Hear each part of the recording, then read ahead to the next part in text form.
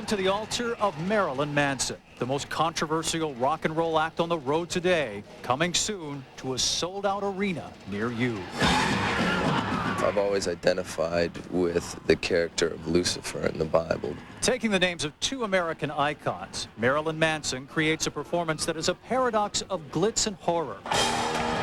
The ghoulish makeup might remind you of bands of the past, but if you think they were outrageous, then get ready for the new king of shock rock. As the Beatles were bigger than Jesus, Marilyn Manson is bigger than Satan.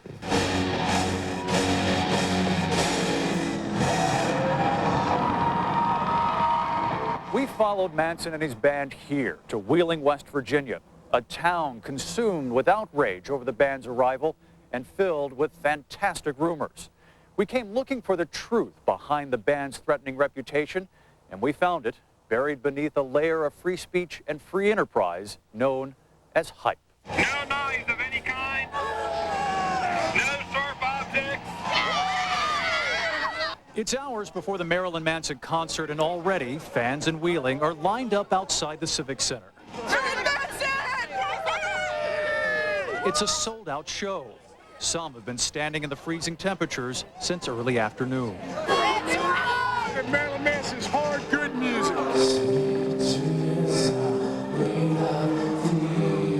Rising out of the South Florida club scene, Manson comes to town riding a whirlwind of national publicity. Rolling Stone readers named Manson Best New Artist.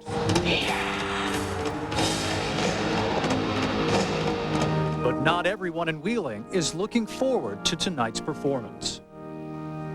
We must continue to pray. Presbyterian minister George Kurtz and others in the Christian community are outraged over Manson's reported involvement in the Church of Satan. Marilyn Manson, he's evil.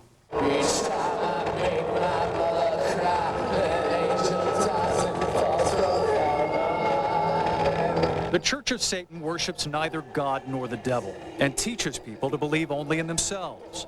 It's a theme common in Manson's music. The idea, God is dead, you are your own God.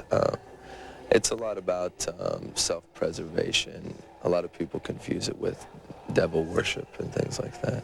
This is not a game, and it's not for fun, and I don't think it's even for show.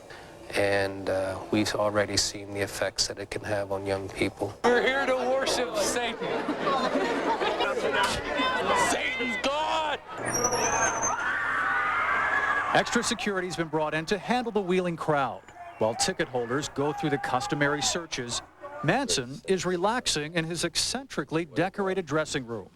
And we find he is just a little amused by all the negative reaction. The most ironic thing that these people always fail to realize is that the lack of hospitality that they greet someone like me with is just very un-Christian. I think that's the biggest paradox of all. You see some of the concert goers standing behind me. In every city, Manson's arrival now stirs a flurry of protests and angry headlines. Here in Wheeling, we watched as Reverend Kurtz organized an 11th-hour candlelight vigil. They're holding candles to save my soul.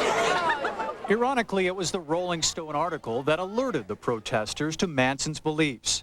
The same article that also revealed Manson's roots as the boy named Brian Warner, growing up in Ohio, coming from a middle-class family and a Christian school. As a kid, I remember all the bands that I ended up listening to, David Bowie and Black Sabbath and Kiss and things like that. I had heard about all of them through my church because I was told this is what I wasn't supposed to listen to, so I went out and bought it immediately.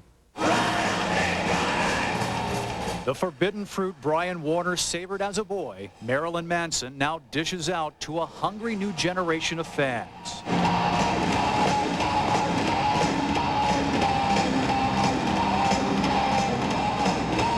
And it doesn't take long to see what makes Manson so shocking. He takes shots at Christians by portraying evangelists as fascists and tossing a torn-up Bible into the crowd.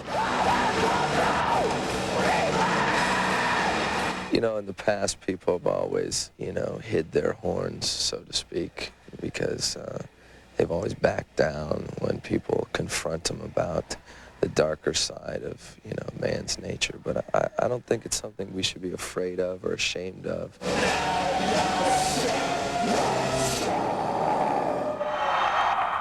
I think one of the things you have now is you have this generation where, you know, the parents grew up on rock and roll, so the parents, you know, grew up during the 60s or whatever, and so it's like, you know, so it's got to be pushed a little bit further because, you know, their parents aren't going to be, you know, as easily outraged as maybe my parents were, you know. Jim Henke is the former music editor of Rolling Stone and now chief curator of the Rock and Roll Hall of Fame Museum in Cleveland.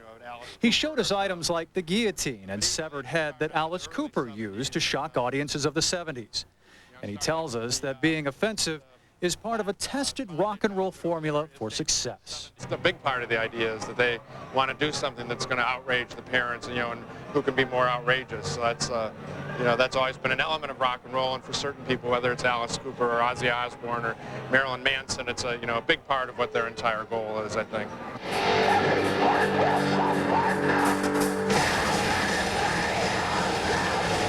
If shocking parents is the goal, then Manson does not disappoint. His music is laden with images of hopelessness and despair.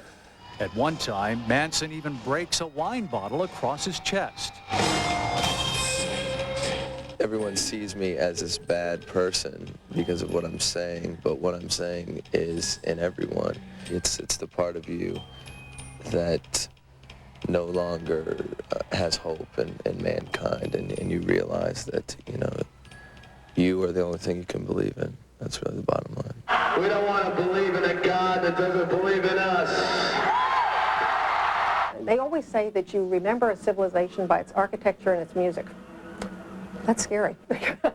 Barbara Wyatt of the Parents Music Resource Center helped lobby for warning labels on records with explicit lyrics. Well, I think certainly the satanic themes are in here. Now, she says she takes at least 20 calls a week from parents complaining that Manson's music goes too far. Where is the harm?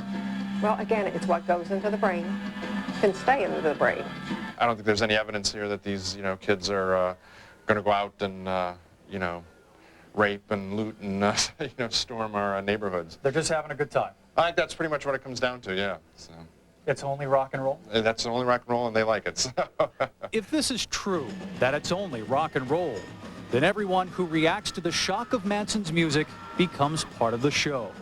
The rebellious youth who pay to see him, and the indignant parents who want him to leave. My prayer is that there'll come a day when there are no cities left for him to perform in. Unfortunately for them, usually with all of their complaining and protesting, they end up just selling more tickets.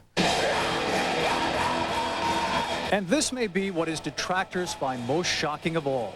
The sales of Marilyn Manson's latest album recently went triple platinum, exceeding 3 million copies worldwide. I think people are just afraid of things they don't understand, and maybe they're not meant to understand me, but obviously some people do, and that's important to me.